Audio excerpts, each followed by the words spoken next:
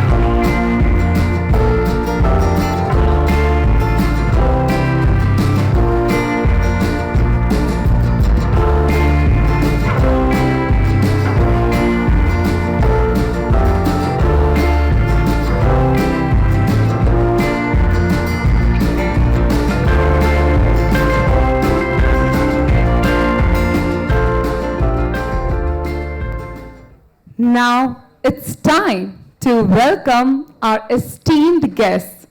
So ladies and gentlemen, please join me in welcoming our esteemed guests with heartfelt applause. So first of all, I would like to call upon stage Ms. Srishti Lakhere, 69th National Award winner, documentary filmmaker. Up next, I would like to call upon stage Ms. Farha Khatun, 65th and 67th National Film Awards winner. I would like to request, please go ahead and take a seat. Up next, it's Ms. Isabelle Simeoni, an author, director, producer, and a member of 50/50 and CSC, Commissioning Image of Diversity. So ladies and gentlemen, please give a warm applause for our esteemed guests. And last but not the least, Ms. Barbarooah is a director, writer, actor, and a model. And moderating today's session is Ms. Queen Hazarika, a prominent voice in documentary narration since 1996. So once again, I would like to request, please give a warm applause for our moderator and our panelists. So we will also welcome your questions at the end of the session. So please be prepared to engage. Now, I would like to invite on stage Mr. D. Ramakrishnan, General Manager, National Film Development Corporation. So ladies and gentlemen, please give it up for him too. And would like to request you to come ahead and felicitate our esteemed guests.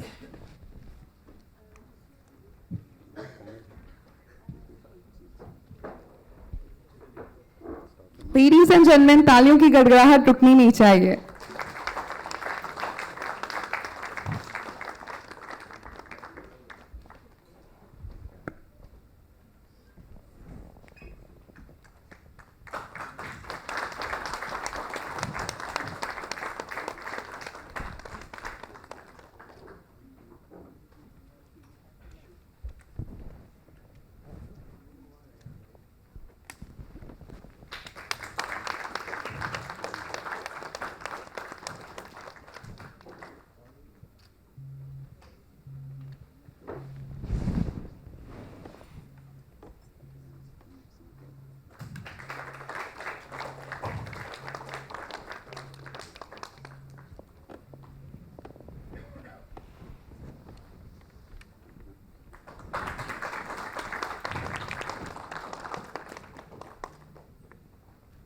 Thank you so much, Mr. D. Ramakrishnan, for this amazing gesture, and I would like to request you to share a few words. Can we hear it for Mr. D. Ramakrishnan once again?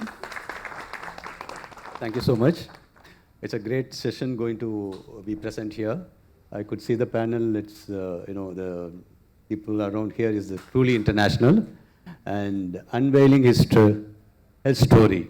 The topic itself shows the powerful portrayal of documentary through the voices of the powerful woman sitting here.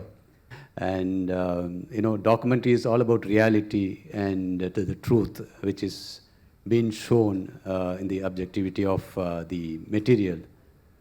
So there is always a subjectivity, there is a perspective towards the approach. Every object when we approach, always there is an influence from the filmmaker or anyone, whether we do it on any work or whether you call it film or any activity. It's always, there is a perspective from the person who is doing it.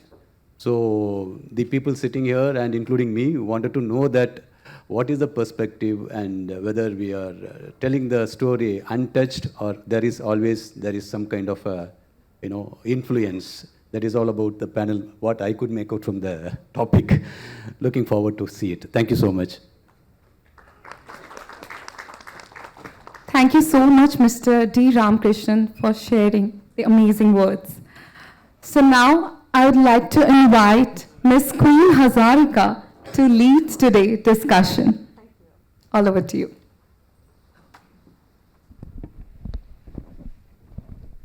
Hello. Good afternoon, everyone. Thank you for having us here. Right. So the panel's discussion today, as we already know, is Unveiling Herstory, exploring women's narrative through documentary filmmaking. Well, I would like to quote Mark Twain when he said, "Truth is stranger than fiction." And our life is all about living through different stories. Each one of us, we have a story of our own. And sometimes these stories are told, and sometimes it just gets lost in the tides of time. And we also have storytellers, like our panelists today, who document real-life stories and present it to the world through their lenses. It's a pleasure to be sharing the stage with you all, and I think we can start the session, right? Okay, so I would put across the question to Srishti first, Srishti Lakhere.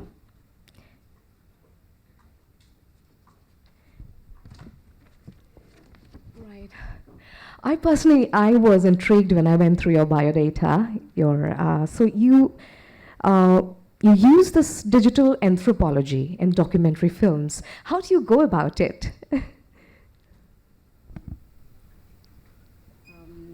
Hi everyone, my name is Srishti and I have been making documentary till now. I'll just introduce also myself so that I can connect to who I am and what I do. Well, allow me to do that. All right, ladies and gentlemen, Srishti Lakhere is a documentary filmmaker from the Himalayan region of India, and her debut documentary features Ek Tha Gaon, Once Upon a Village, and it has won many awards, including the prestigious John Abraham Award in 2022, the Best Film and the Best Audiography in the 69th National Film Awards. So over to you. I would like to ask you the question again about digital anthropology in documentary filmmaking. How do you go about it? So again, my work is mostly in Uttarakhand and largely in the mountain area in the Himalayan region. I'm very much interested in rural stories from my region, where I am from also. Especially in the pandemic times, when things got lockdowns happened, we weren't allowed to move around very easily.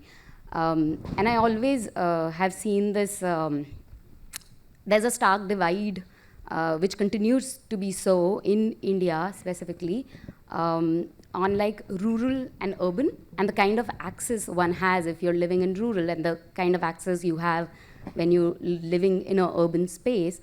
But in the pandemic, I started also noticing how that divide was also happening on people who had access to online and the people who were offline mostly. So the kind of information one has suddenly, or could have access to information, training yourself. I saw a lot more of that happening in Uttarakhand, where I work mostly, in the rural areas, and especially younger people were accessing information and very specific kind of teaching themselves to do things maybe around technology, especially even filmmaking that way has evolved so much, right? With the kind of information we do have online. I constantly Google or YouTube on how to do things, on how to run a camera better, or how to run a editing software better.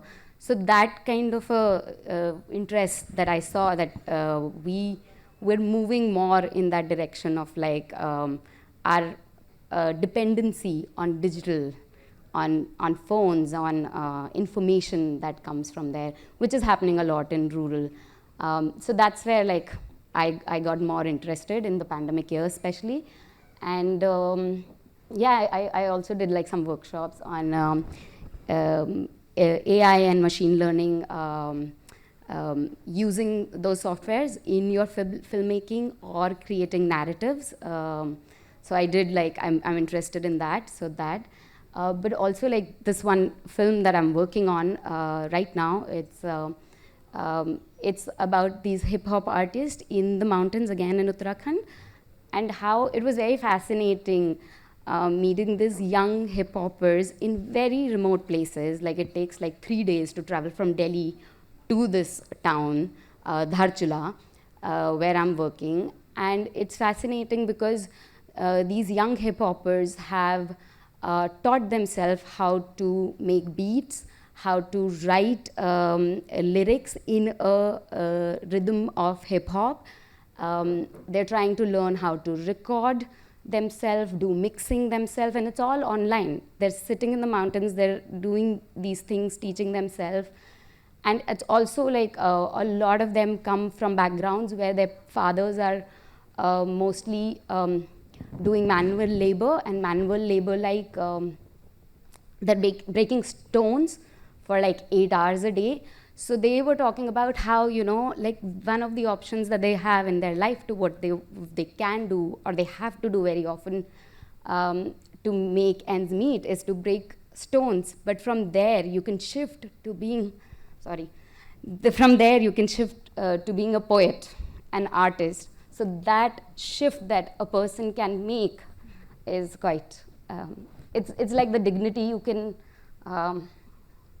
sorry, I don't know why I'm getting emotional. This is like, but like, yeah, the jump you can do, I don't know. That's why I'm very interested in digital anthropology. Right.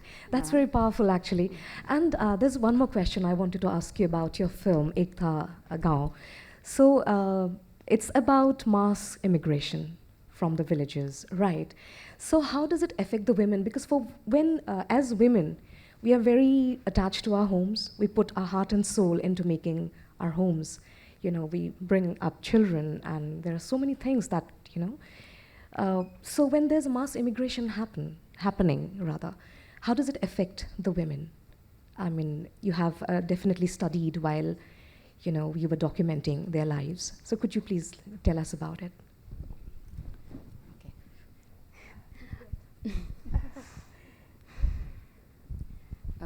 Okay, I'm just trying to come out from English. Okay. So I, again, like the film before this that I worked on, Ekta Gaon, it's a film that again, Uttarakhand, it's my father's village. And when I started filming it, there were only, it's a film about migration and how many people are leaving the villages in Uttarakhand. And in my father's village, there were only 7 people when I started filming it. And it is about women, and I guess surprisingly, or maybe not, most of the people who were left behind, I would say, were women and Dalits. So it is, what I found while working on that film was like the choice to be able to like choose maybe going into city and having that access to the city of like maybe employment and education was a lot more to privileged men, and the rest were left behind. So women being definitely the people who were left behind and were like, had to live through the difficulty of like not having access to making employment and earning your own money was always like a very strong thing I heard, that women were like, I want to earn my own money, but that was not allowed. Like they had to just like keep raising children only, or doing farm work only. So to not have that choice to be access the other was very often they were devoid of it. So yeah, thank you, Srishti. Ladies and gentlemen, I would like to introduce Farha Khatun now. So she's a filmmaker and an editor from India. And after receiving her professional training in editing from Kolkata's Rupkola Kendro, she worked and traveled throughout India, and understanding firsthand the everyday challenges of gender, patriarchy, religious and other forms of chauvinism. And through her documentary, she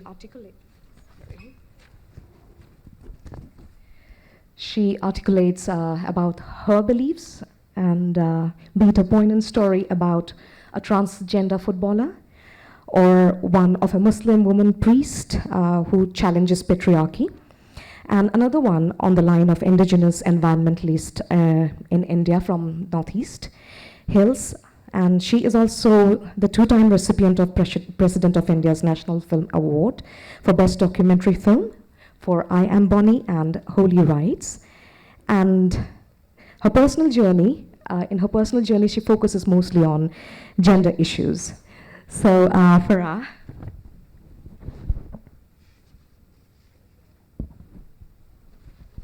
The first question which I have for you is, what inspired you to document these stories? Especially Bonnie and, the Muslim priest is what I'm intrigued about.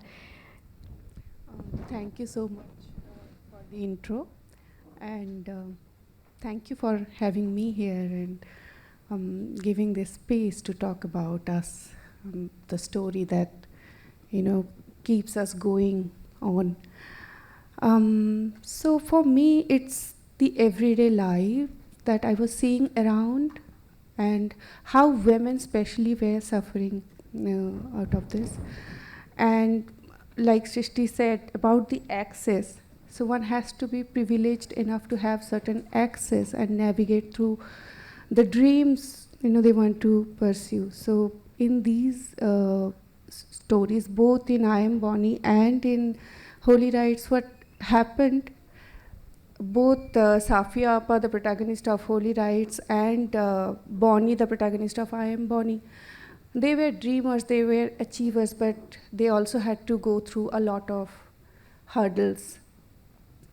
And that is very inspiring to learn from them. And also when you see that a woman like Safia, who is around 60 years old, and she's trying to dream something and trying to achieve something for, trying to raise her voice against the oppression that is happening against women, that is, I think, something very inspirational to me, because I also come from a background where I have seen these things happening around me.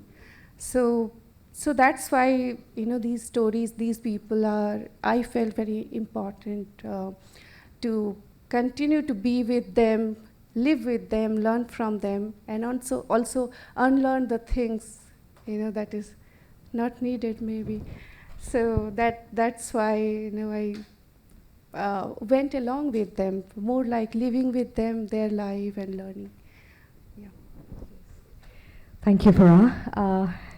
I would move to Isabella now. So, ladies and gentlemen, Isabella is an author.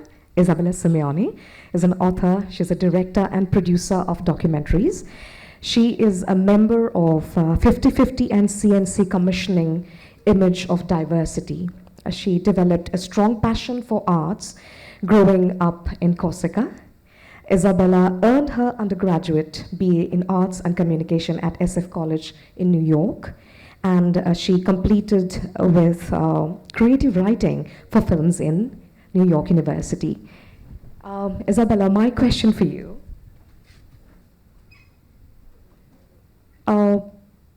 What are the challenges, because you are more into diversity, inclusivity, so what are the challenges of making the entertainment industry more inclusive and gender fluid? Hi. Please let me first thank everybody for the invitation. I'm most honored to be here, and especially to thank Gori and Gold Asylum for making it possible for me to be here.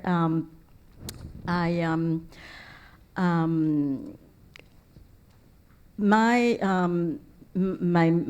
main focus is women issues, gender issues, and inclusion, and I believe, these are hand-in-hand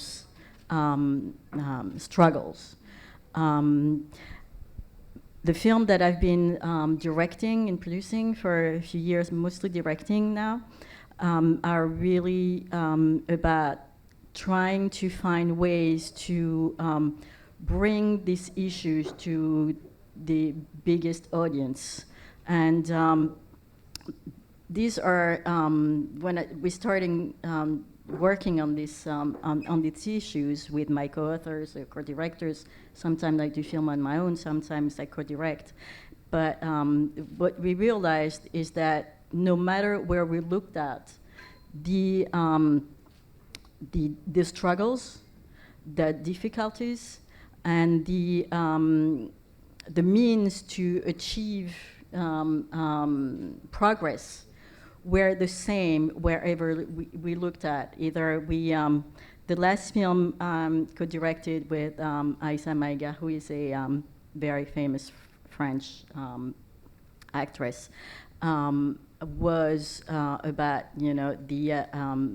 the absence of visibility of women of color on screen. So we travel through France, of course, but also Brazil. We went to the United States. We went to a casting festival in Ireland where we met, European casting directors and worldwide casting directors. And because we believe that representation is one of the best ways to achieve progress. Seeing yourself on a screen is a very powerful means. So I would give you an example. When the American series, I don't know if you're familiar with it, but it's 24 Hours, there was a black president in the series, in the storytelling. And this helped a lot the election of Barack Obama, because people got in their mind the idea that this was possible, not only for people who were dealing with the inclusion issues, but also for people from other backgrounds.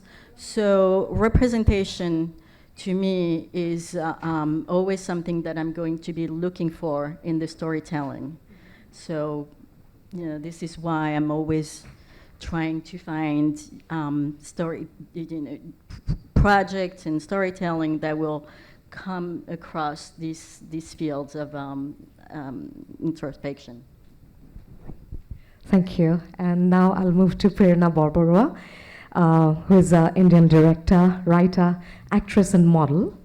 And she has written and directed more than 50 documentaries, docudramas, feature films, short films, television serials, advertisement, and of course, music videos. Barbarooah has earned multiple prestigious accolades, and most notable being the National Film Award in 2007, and Certificate of Merit for Outstanding Achievement in Creativity at Mumbai IDPA Awards in 2015, Youth Cultural Talent Award in 2016, and Prerna Award in 2022. Well, Prerna, I'd like to know about, your journey one, and also about the voices of women across time in India. Thank you very much.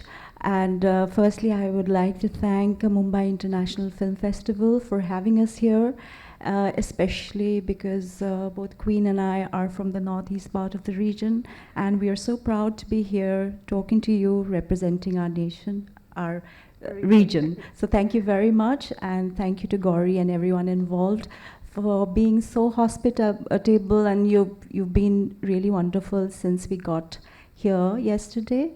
And it's especially very special to me because the venue is right next to the college where I did my graduation, Sophia's, so it brings back a lot of memories. So I feel it's a big privilege for me to be here. So thank you very much. Thanks. So you wanted to know about my journey As a filmmaker. Journey as a filmmaker. And how do you give life to the voices of women? Right. Yeah.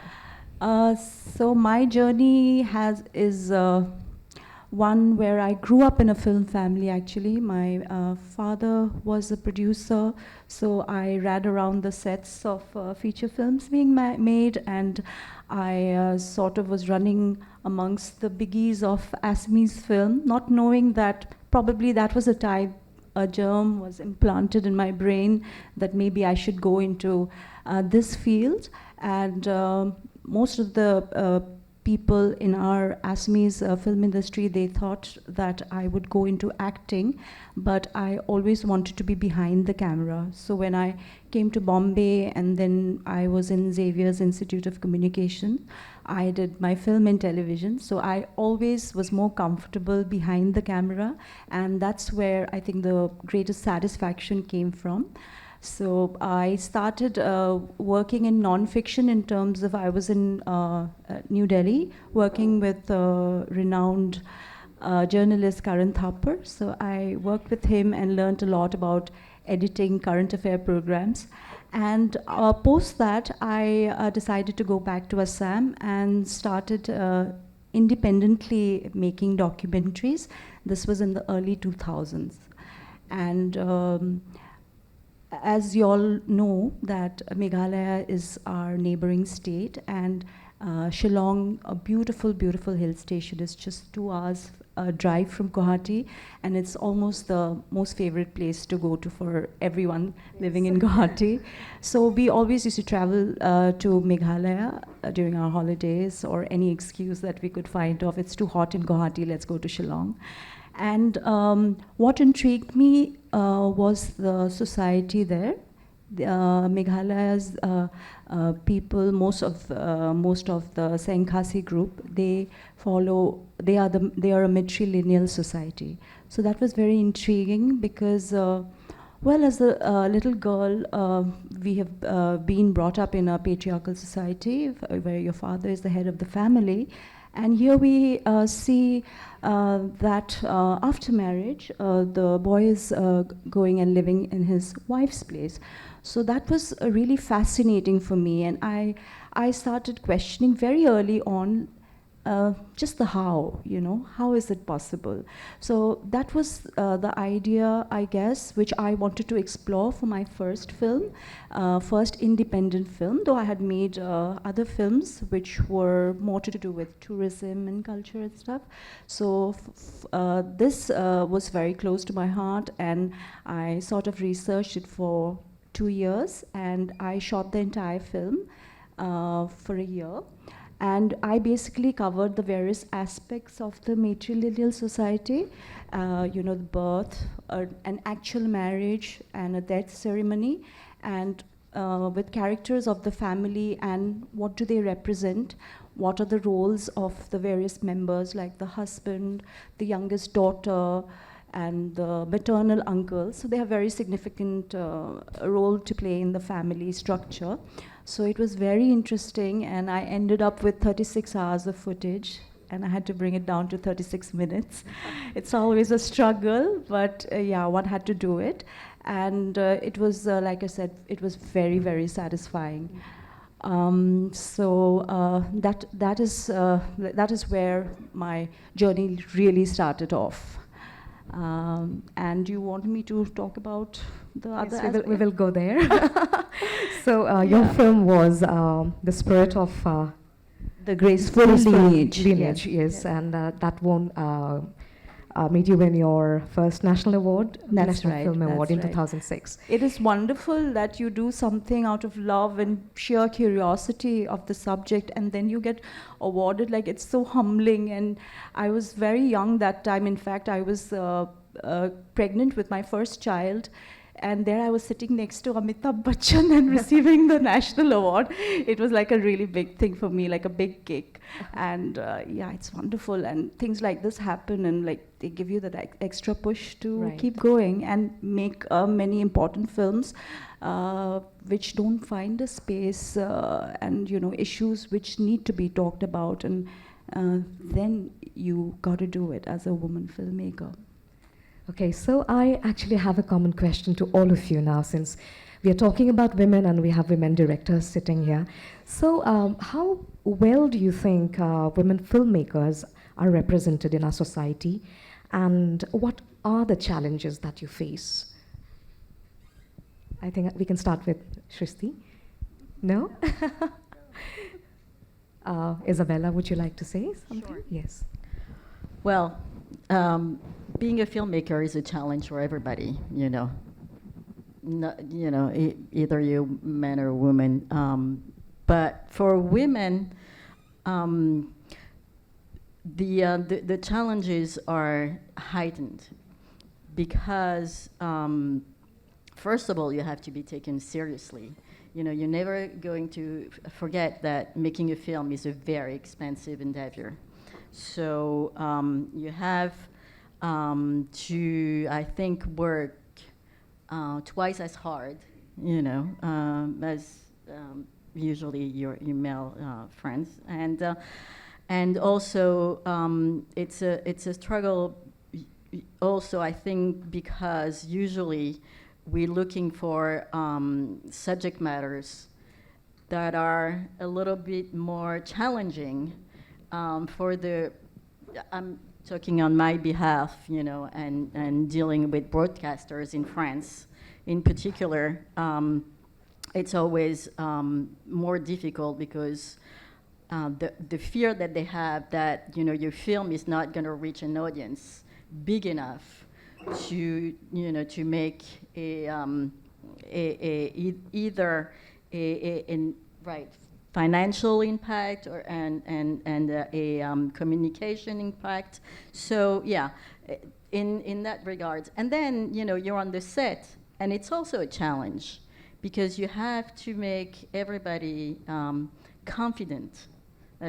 So you have to find the confidence in yourself, and then, you know, you have to, when you're a filmmaker, you're always answering questions. Everybody has to, you know, to make sure that you know what you're doing. You have your film in your mind, you know where you're going, you know what is going to be the end, you know, project. So you have to bring this confidence to your team, and it goes on and on. So for many reasons, you know, for women, it's always going to be, I mean, I'm hoping that, you know, the new generation will, you know, will get validation from us and from, you know, older generations. But I do believe that it's going to be a long struggle for women filmmakers to be professional and to bring the kind of subject matters that, you know, we want to see on screen. So yeah. Thank you, Isabella. Yeah, Prerna, would you like to say something? Okay, Farha, I would like to hear it from you too, because you have touched sensitive subjects, I believe. So how well were they received, and what were the challenges as a filmmaker, if any, that you had to face? There were several different kind of challenges, but that's related to particular those films when I was making. You know, each film has its own journey, and I think I want to talk about a little bit of history here. We are sitting in this, you know, beautiful auditorium, JB Auditorium in FD, and Films Division is known for supporting documentary filmmakers, and there are several filmmakers I know, and I am one of them, who started their career by making films that were supported by Films Division. So I think those kind of support keeps us going, and especially when I was making I Am Bonnie along with two other directors, we are three. So those kind of support kind of gives you that push, gives you that confidence, but otherwise it's such a drought in the system. You know, nobody believes, or like people think that documentary is boring, you know, why to invest in documentaries and all. But then there are these institutions which are very important, which support it. And also I would like to mention the contribution of PSBT as well here. You know, many filmmakers I know who got fund. And also I would like to address here that in the Indian documentary especially, there are so many women. Miriam is here, Nazia is here, Solanki is here, Madhvi was also here, and we all are here as well. So when you see many voices who understand, where there is a similarity, and you all come from almost same background, a little bit here and there, but your journey as a woman growing up in the same society kind of gives you that kind of, you know, camaraderie to share the space, share the burden, and that's where I think we all learn from each other. And I always had great support from the other women filmmakers. I reach out to Miriam, I reach out to Nishtha, I reach out to everybody, and they are very humble, and you know, they support you in your writing, they see your cuts and, you know, suggest you. And also I would like to mention that there are many friends who are male and who have been there and supporting us throughout this journey. Bishwajit Das is here. He was my associate director in Holy Rites. He's just hiding there. So it's a it's a journey together. You know, we all need to have each other by our side to go on to understand each other's vulnerability, to understand each other's strength, and to use that in our storytelling. I think that's what keeps me going, at least in this otherwise, not so happening industry. Okay. Okay, all of you are travelers, you're digging into stories, you're researching, you're trying to learn about, lives that are inspiring. So is there something which is universal amongst, your subjects, the women that you meet? This is a question for all of you, since you're travelers and you're storytellers at the same time. Srishti, would you like to say something about it, please? No? Or yeah? I am a traveler in a lot of senses. Yes. But could you please repeat the question? Is there something universal, amongst, within the women's lives that you meet, when you are researching or digging into a story or trying to learn about it? So across geographies, is there something universal? So I would like to say that I'm interested in gender and gender diversities, and that's where storytelling is. I'm very interested in that. But yes, there is a universality when it comes to emotions in pretty much all the genders, and that's where I think for me personally, the biggest award is when somebody watches your film and they come up to you and they're moved. Their heart felt what your person, woman, non-binary man was able to communicate, and all the barriers are broken. Mm-hmm. That is the universality I think all of us strive for. Yes. Yeah. Yet I would like to hear from you, Farha, you too, if you can say something about it. I'd like to give a small example. A week back, one of the filmmaker I know, he's a male filmmaker, I'm mentioning it for a reason, male filmmaker who, and a Muslim man filmmaker, who forwarded me a Instagram story that is, inside a gym, there are many Muslim women wearing, they are exercising while wearing burqa. Mm-hmm. He sent it to me, with a laugh that, see, this is happening, this is... I saw it, and then I told him that, see, this can't be real.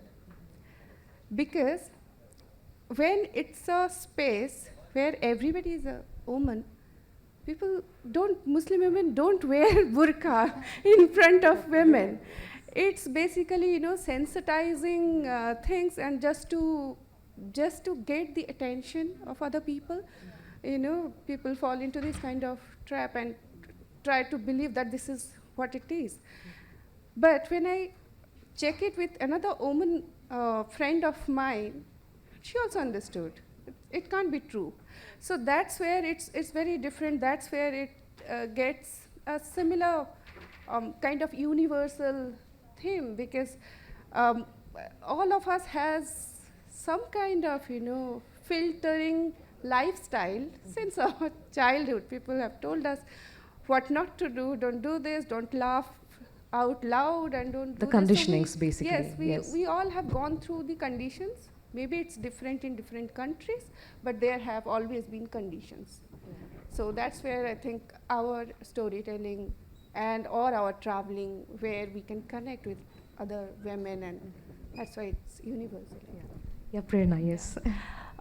So here I want to talk about, since ancient times, actually, when historians look at the women mystics and how they express their thoughts, they felt that their verses came from experiences. So they talked a lot about,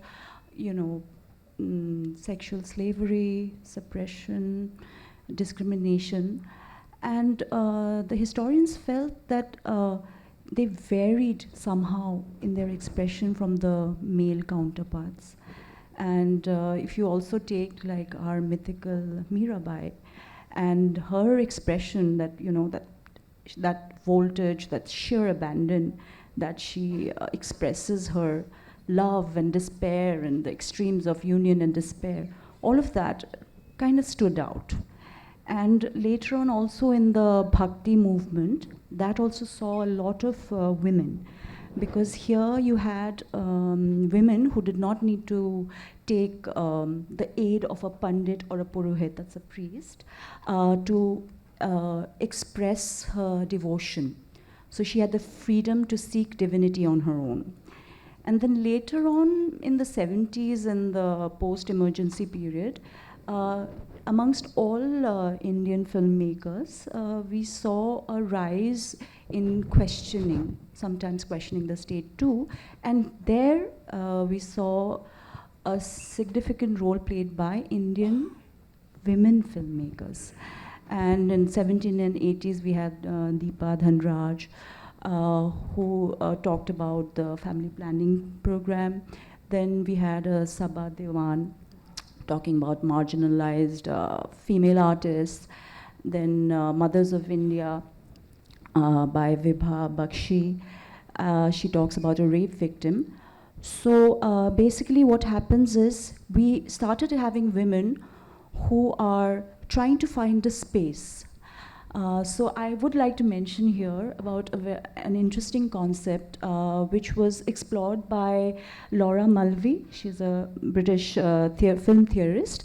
So she explored the term male gaze. So what do we know about male gaze? It's, to be very simplistic, male gaze is when there's a certain objectification of the female form for the pleasure of male viewing. That's like the generalized term. So later, we had an Australian filmmaker, Lisa French.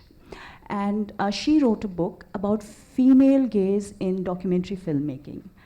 So now female gaze is it's counter-narrative to the male gaze. So it's not what one would think, because with the female gaze, we are sort of, we have the responsibility. It's almost nurturing. So we have the responsibility to bring out issues or topics which never found voice, which probably were either ignored or not even known by their male counterparts. So this, this different explanation or the exploring by Lisa French is very interesting about the female gaze, where as women documentary filmmakers or filmmakers as such, we take this responsibility either consciously or on a subconscious level, that we want to speak about gender equality, inclusivity, violence, domestic violence, lot of topics which of course now have found the light of the day thanks to all filmmakers. And also here I think the advancement of video technology also helped a lot, because when there was advancement, then you had smaller crews and the equipment became smaller. So when the equipment and the crew is smaller, a lot of people, a lot of women, like the girl child or sexual workers or domestic workers, their stories could be told easily by, and that is what happened. And of course, we have Nishtha Jain's Gulabi Gang in 2012, which spoke about this great group of rural women in Bundelkhand, and they rose against gender violence. So a lot of films, started talking about women, and that's again the female gaze, I think, that we want to speak and we want to tell the story. Our narrative is that of finding spaces for women and also issues which never got a chance earlier. So I think we are privileged that we are here today and we can be, the torch bearers for certain issues, like all of us have, our distinct panelists have been. So yeah, we're lucky to be living now and making films and watching films now. Couldn't agree more, Prerna. Well, Isabella, your thoughts about it, please. Well, you've summed up very much what I think. I would just say that, in terms of universal subject matter, I think a film has to be a good storytelling, and good storytelling is about a good character and a lot of emotions, and if you can have those two strong pillars to your story, then no matter what kind of storytelling you want to have, you will find anybody around the planet who will understand, at least. Maybe they'll be curious, maybe they'll be discovering something, but in terms of feeling, they will understand the struggle, they will understand the fear, they will understand the love, they will understand what is universal in between us humans. So I think, this is also why filmmaking is such a powerful tool, and this is also why it's always so difficult to find the means to do, to do your films, and in some area in the world, it's impossible for men and women to achieve, these careers, because people understand, how much difference you can make. I do believe in the colibri concept, one drop at a time. So in terms of going for the universal concept of trying to talk to the largest audience ever, I think the clearest you are, on what kind of, how would I say that?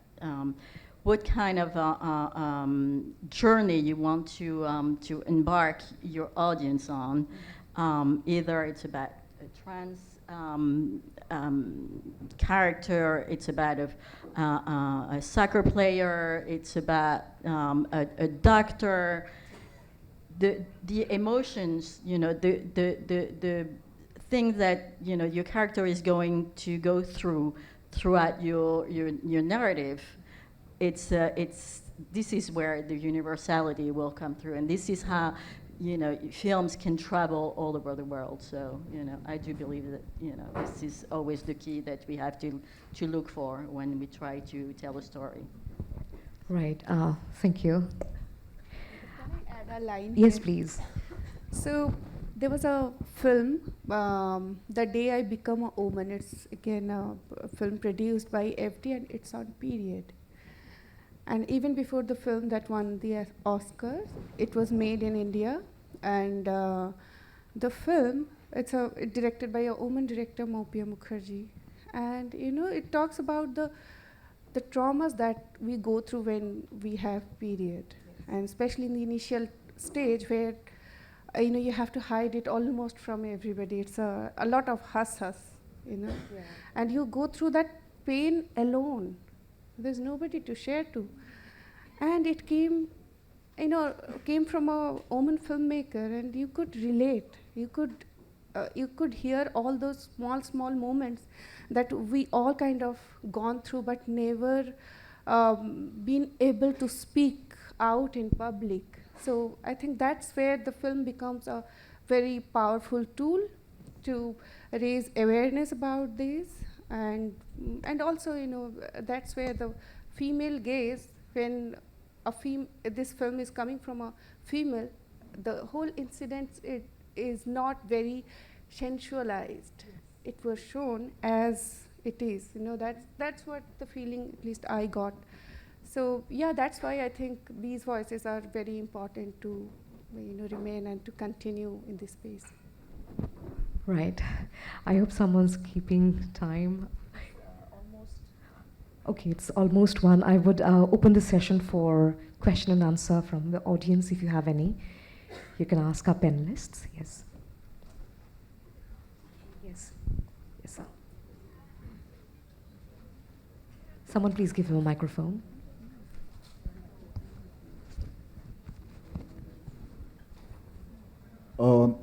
Ma'am, I was listening to you, and can you just tell me that women down the ages, haven't women giving women so much empowerment, hasn't it increased lives nominal? I mean, women are these days, I just feel all over the countries, down the ages, I know that you have been suppressed and all that. Now sensitizing yourself or coming out with your issues boldly and all that. Like everything was behind a veil and people were speaking to their family members about certain issues like menarche or pregnancy issues and all that. They were hiding, they were just speaking within the woman, or if they had somebody to be caring, a mother or a mother-in-law, whatever. Now the women have come out very boldly and they are trying to take the men's job. Do you feel as a man is suffering because due to these reasons, there's lots of conflict and fightings happening? When the planet, what sort of a planet are you talking about? The planet supposed to be peaceful relations between the wife and, now the wife is earning more, she's trying to grab everything, she's trying to dominate a man. Where does the man lie now? I mean, he's seeking extramarital affairs because he's not... Hi, sir. Hi. I'm a feminist, and one of my real interest is to talk about masculine toxicity and to educate myself, my fellows of various genders and men of the harm that toxic masculinity is doing to them. So that is perfect, ma'am. I just understood you very wonderful. But I'm sorry to cut you here. Just a minute. What I meant to say is that everything out of limit is bad. Both the men and the women are equally to be blamed for any sort of... Prerna, ma'am, are you listening? Yes, we are. Because you're so mature in your relationships, you have made so many documentaries. Yes. I just feel as a wife also you have had a very meaningful relationship. I'm a single mother, but that's all right. Perfect. I want to Yeah, I want to sure. give a small example to you. I I understand your concern, sir. I think men are feeling threatened by the women working in the industry. Is it what you are trying to say? I just feel everything has gone out of place, out of limits. Both the men and women have to be equally to be blamed. Do you use trains to commute? So in a train, let's say there are 12 dabbas in the office time, and there are 1 or 2 dabbas of women. Are you talking about the AC train or the general local? General, local, whatever it is, I'm telling you. I think. I understood your question very well. Farha, I think the first gesture as a decorum is to be a good listener. Okay, I would really appreciate if you could just listen. No, I'm still talking and you're interrupting me. I sincerely apologize, but I would like you to please first listen and then respond. Okay? Thank you so much for all of us being here. Yes, Farha. Thank you. So in this 12 dabba ka train, there are 2 dabbas that are dedicated to women. Still, I could fit in. I could get in those dabbas, but in the male compartments, I could never get in, and I could never even try to get in. It's so full. So do you think, I'm talking about the office time, trains. So do you think still men are very threatened that women are taking all the space? I don't think so. It's very visible. It's everywhere. If you don't mind, I just would put my grain of salt. I believe in education. I think, an educated person is always a better person to deal with. I think maybe you need to get more educated on our subject matters before you think, you're making statements about, how we can, because it was very difficult to follow you through your train of thoughts. But if I understood well, you think we're trying to dominate or something.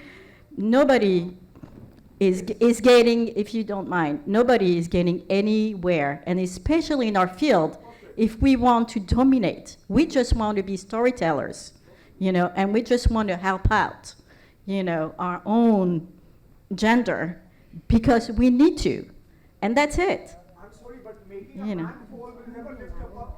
I just would like to ask my question. I feel really inspired and empowered listening to your stories. I'm from Australia, and I find when I learn about India and how they do talk about domestic violence, they really want to bring it to the forefront to address these issues that women experience, which is exclusion from the economy, violence, rape, all this kind of stuff that we don't want to talk about that's happening.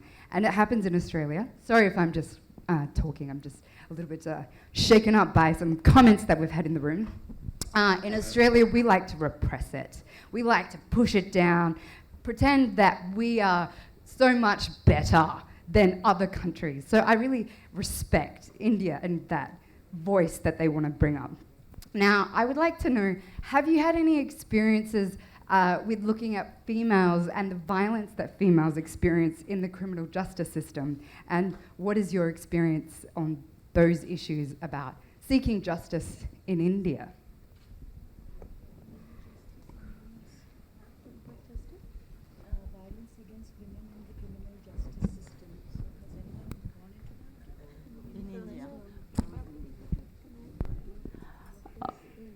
Thank you so much. And personally, I have not encountered in terms of my filmmaking.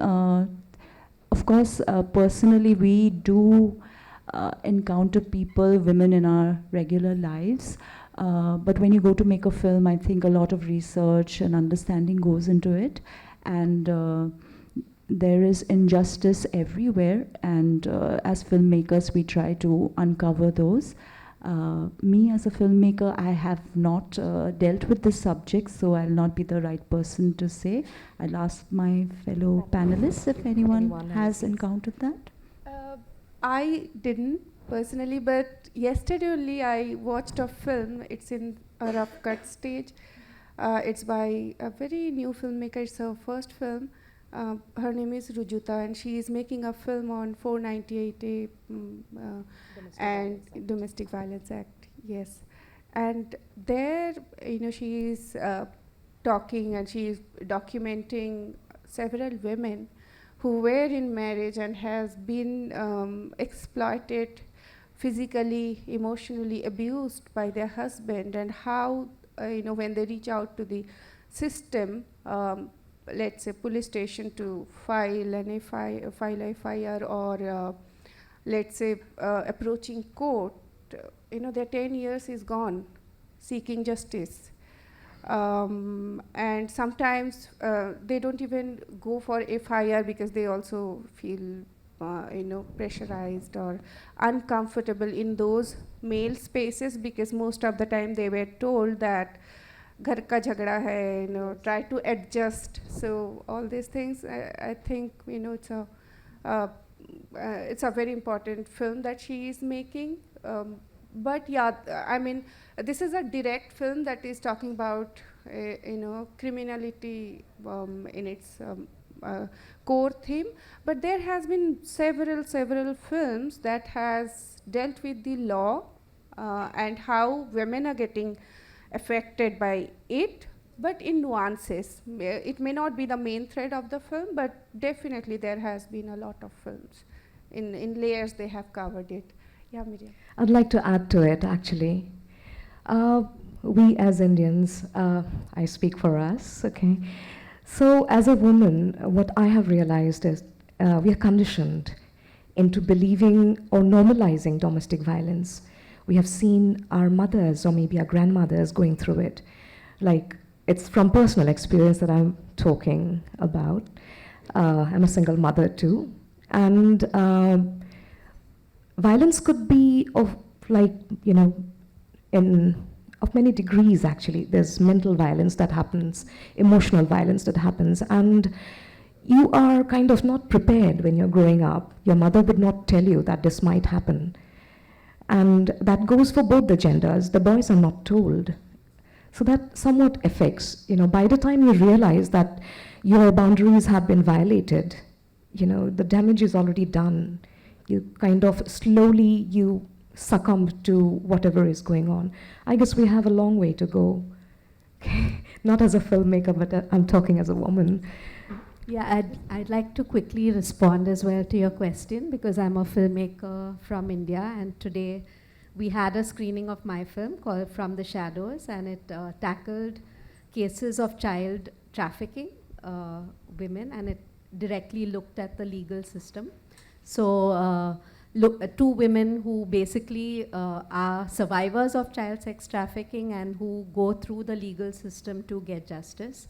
I think the challenge in taking up a subject like this, which is what I wanted to address, is one is post-Nirbhaya. There are very specific laws for even representing such cases. So it is a challenge to even take up a subject like this, because there are very strict laws on what you can and can't show. For instance, 4 years into filming, my survivor had every right to turn around and say, your film is going to be ready before my verdict is out.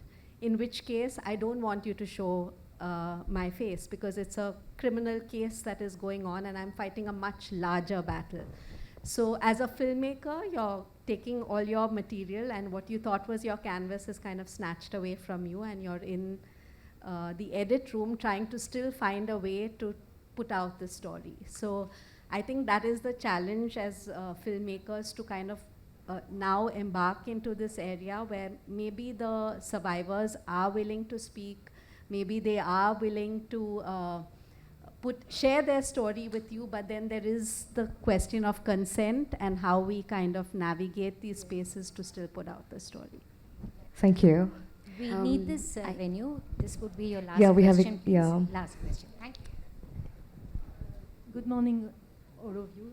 I just wanted to say that I saw this morning your documentary, and I think it's an extraordinary documentary, and that makes the fact that documentary is made to show reality, and you depicted reality in such a way, with such artistic view, that there is no word to say. You just have to see it. Thank you. It's called Missing Girls. Well, that was the last question. Do we have one more?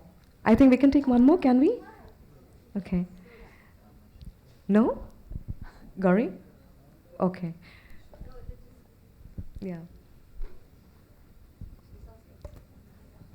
Hello everyone, and especially to the panel. I mean, such a intriguing panel discussion we had. I'm Anamika Jha. I'm an entertainment lawyer. So I mainly, so lots of my clients are especially women documentary filmmaker as well. And what issue they face generally is getting fund. To fuel your dream, you need money, yeah?